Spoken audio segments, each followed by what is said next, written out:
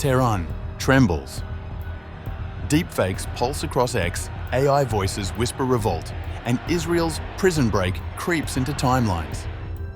Shah's exiled heirs smile from afar while bombs fall and propaganda spreads. Is this war of machines and minds, or a quiet coup in motion?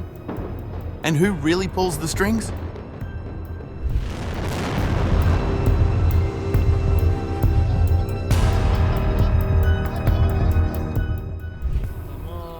Amid the Gaza war and spiraling Iran-Israel hostilities, explosive revelations suggest Israel is pursuing more than containment. It is plotting to dismantle Tehran's Ayatollah regime itself. A report published by the Citizen Lab revealed a covert influence campaign uncovered on X, involving a coordinated network of more than 50 fake accounts using AI to incite Iranian audiences against the Islamic Republic.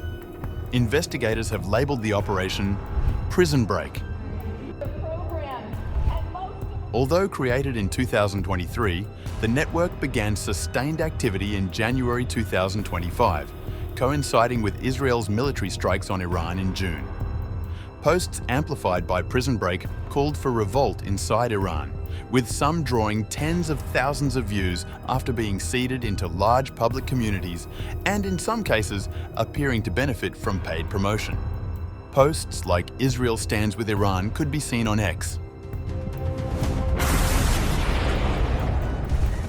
Analysts conclude that while genuine engagement remains limited, the operation's scale and timing strongly suggest Israel's involvement. After ruling out alternative explanations, they assessed that an Israeli government agency or a contractor under its direct oversight is most likely behind Prisonbreak.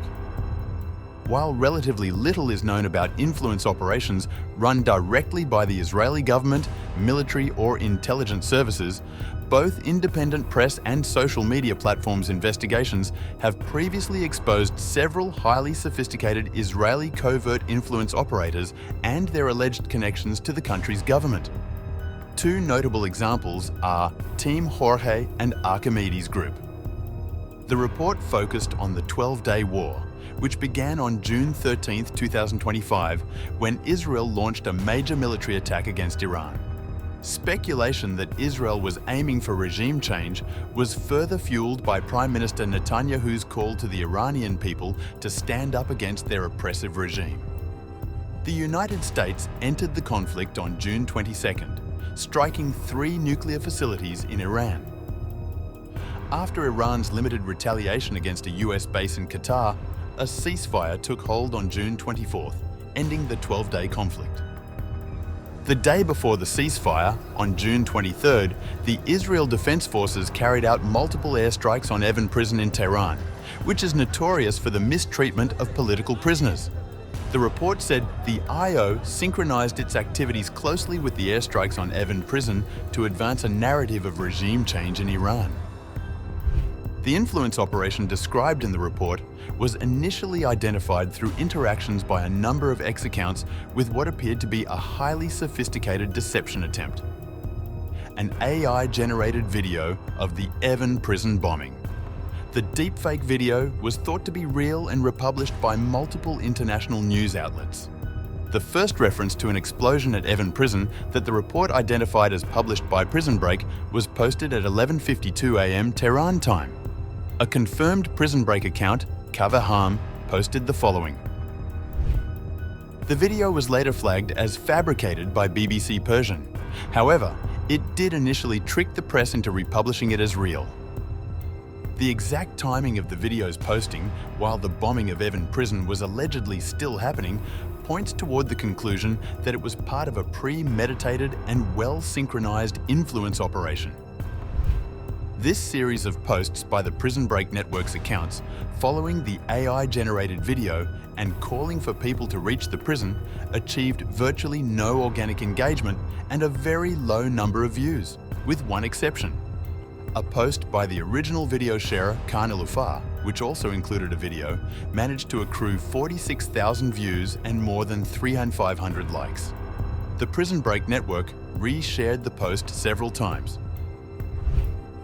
Meanwhile, Israel is also seen showcasing its friendliness with Iran's exiled Shah regime. In early 2023, Reza Pahlavi made his first official visit to Israel. He is the son of the last Shah of Iran, who was overthrown in the 1979 Islamic Revolution and replaced by the Ayatollah regime. The visit was broadly covered by the Israeli media. Reporters echoed the official line. The visit was proof that there is no animosity between the Israeli and Iranian peoples, but only between the Israeli government and the regime in Tehran. While Pahlavi enjoys some popularity among the Iranian expat community, it is far from clear that Iranians want him as a leader. Israel attempted to boost Pahlavi's public image during the visit and amplified calls for reinstating the monarchy. The Marca and Haaretz reported, citing sources, that since the outbreak of the war in Gaza and after Pahlavi's visit, an online operation began operating as part of an even broader Israeli campaign to influence social media discourse, which also includes campaigns in English and German. Haaretz reported that according to 5 sources with direct knowledge of the project, native Persian speakers were recruited for the operation. 3 of the sources confirmed the connection between the project and this specific campaign and said they witnessed the network advancing pro-Pahlavi messaging.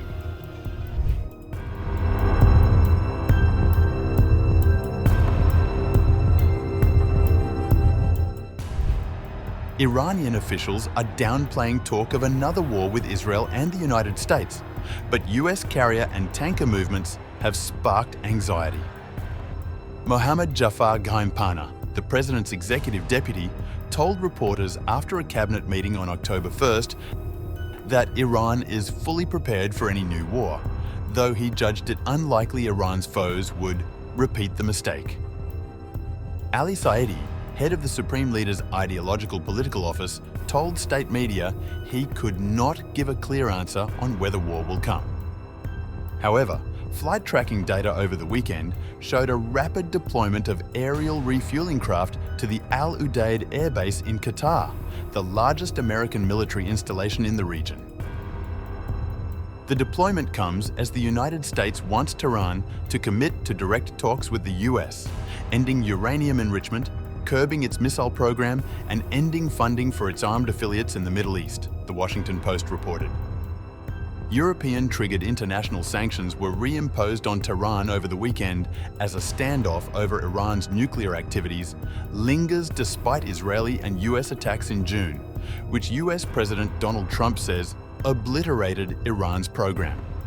According to the US official cited by the Post, the so-called snapback sanctions will create the environment for a diplomatic solution.